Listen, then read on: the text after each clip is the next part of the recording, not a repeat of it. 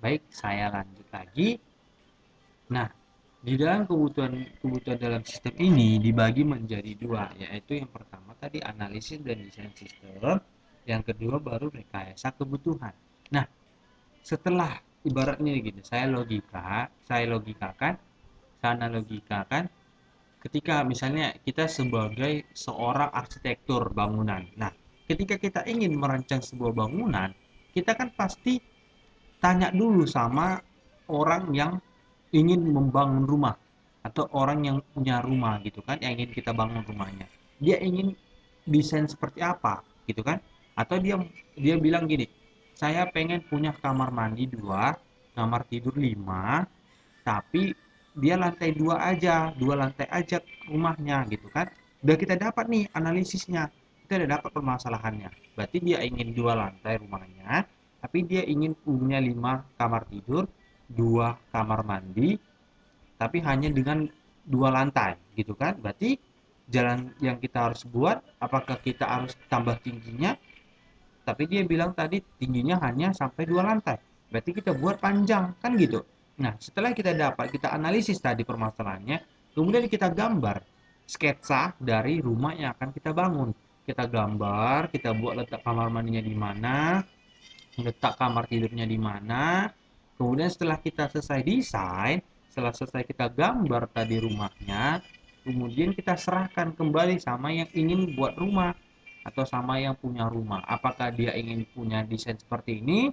Apakah cocok setelah kita buat desainnya, setelah kita gambar tadi desainnya, setelah cocok dari si pemilik rumah, baru kita yang namanya mengerjakan bangunannya. Nah, makanya dikatakan di sini desain sistem merupakan konsep dasar yang digunakan untuk melakukan proses perancangan sistem dengan menggunakan pendekatan pemodelan, konsep pemodelan berorientasi objek gitu.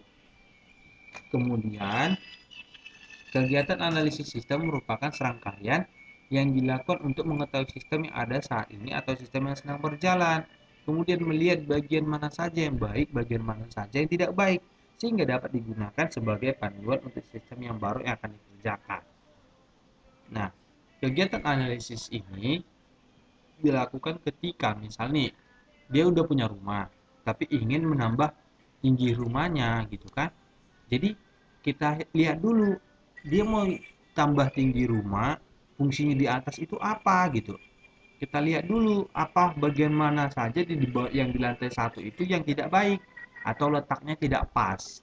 Nah, kalau ada yang tidak pas atau ada yang ingin dirubah, kemudian kita rubah. Yang baik itu kita tambah, kita perbaiki, yang tidak baik itu kita buang. Nah, itulah samalah seperti kita menggambarkan sebuah sistem. Contoh, kita punya perusahaan pengiriman barang, gitu kan? Pasti yang pertama kali fitur yang ada di dalam sistem kita itu yang namanya tracking. Tracking itu pelacakan barang, gitu kan? Pelacakan barang, kemudian yang namanya sistem pembayaran, apakah dia COD ataupun mungkin dia sistem transfer, terus itu eh, pengangkutan, biaya pengiriman, biaya tol dan lain-lain gitu kan. Kita kan harus eh, tentang apa namanya biaya pengangkutan itu kan harus real time. Real time itu artinya dia terupdate tiap harinya berapa biaya angkutan. Karena kan kita nggak tahu, misalnya nih dia kadang tuh naik tol, lewat tol nih jalannya nih kan. Ada suatu desa yang nggak naik tol, ada nggak bisa lewati tol gitu kan. Ya udah, jadi itu biayanya itu harus real time, eh, secara setiap saat itu bisa eh, terganti, bisa terupdate gitu. Makanya kita lakukan sebuah analisis. Nah, kalau misalnya nih kita sebuah jasa pengiriman barang, tetapi di dalam sistem kita tidak ada yang namanya tracking.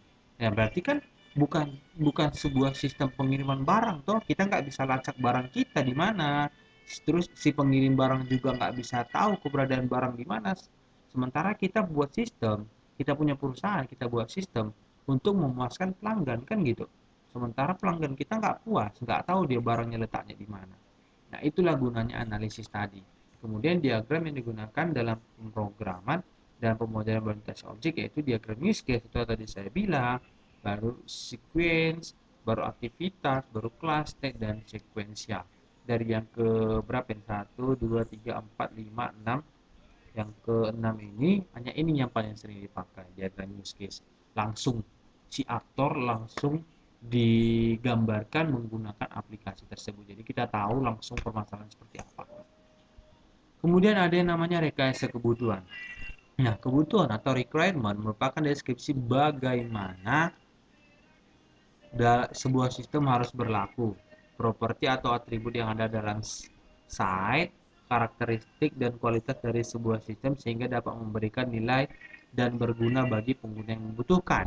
Nah, jadi ketika kita ingin mengembangkan sebuah aplikasi, kita kan harus lihat dulu apa kebutuhan dari sistem ini gitu. Apakah yang sistem kita ini kita kembangkan memenuhi kebutuhan daripada orang yang ingin menggunakannya gitu. Jadi kalau misalnya ada orang ingin mengembangkan aplikasi sistem penjualan, tapi kita buat memang sistem penjualan, tetapi tidak ada yang namanya total. Masa ada penjualan tapi tidak ada total, kan tidak memenuhi kebutuhan dari si penjual kan gitu, atau si pemakai aplikasi, pemakai sistem. Nah, dua karakteristik spesifikasi kebutuhan dari suatu sistem. Yang pertama tadi secara eksternal dan yang kedua secara yang pertama secara internal dan yang kedua secara eksternal. Nah, kebutuhan internal dilihat dari sisi kepentingan pengguna, sedangkan kebutuhan eksternal dilihat dari sisi pengembang. Kebutuhan eksternal ditekankan kepada fungsionalitas dan keterbatasan dari sistem, sedangkan kebutuhan internal dilihat dari aspek-aspek rekayasa. Saya ulangi lagi, kebutuhan internal dilihat dari sisi kepentingan pengguna. Nah, berarti kan kita lihat tadi kan apa yang dia butuhkan. Misalnya kayak kita tadi jasa pengiriman barang, kita butuhkan tracking, kita butuhkan jasa angkutan, pembayaran secara dia menggunakan pembayaran secara apa, COD kah, transfer kah, terus itu kita butuhkan sistem-sistem lain, nah sesuai kebutuhan kita. Tetapi kalau dia kebutuhan eksternal ditekankan kepada fungsionalitas dan keterbatasan dari sistem. Contoh, sistem yang kita kembangkan hanya sebatas fungsinya sampai sini. Nah, tergantung dari kesepakatan kita. Karena kan semakin ribet, semakin rumit, semakin banyak fungsi dari sistem itu, semakin besarlah biaya untuk pembuatannya. Nah, kalau misalnya si pengguna sistem tidak mampu membayar, oke, berarti misalnya nih untuk uh, sistem sebuah tracking, dia hanya mampu membayar sekian ratus juta. Oh, berarti ini fungsinya sampai sebatas ini. Gitu. Itulah maksud dari kebutuhan eksternal. Nah, kemudian sedangkan kebutuhan internal dilihat dari aspek-aspek rekayasa tadi. Nah, sampai situlah materi kita hari ini. Saya mohon, saya harap kepada anak bapak semuanya, tolong dulu dipelajari bagus-bagus, diingat dulu bagus-bagus, biar apapun yang kita pelajari hari ini, apapun yang kalian lakukan hari ini, percayalah ini untuk masa depan kalian semuanya. Dan nanti ketika sudah mulai membaik lagi kota Medan kita tercinta, saya pastikan kita akan tetap muka kembali. Oke? Tolong dibuka, dibaca, dipelajari, karena ini materi yang sangat sulit untuk secara teori. Saya juga benci namanya teori. Makanya saya mau sebenarnya kita praktek, tetapi tidak memungkinkan. Oke? Sampai ketemu di minggu depan. Semoga kalian memahami apa yang dipelajari.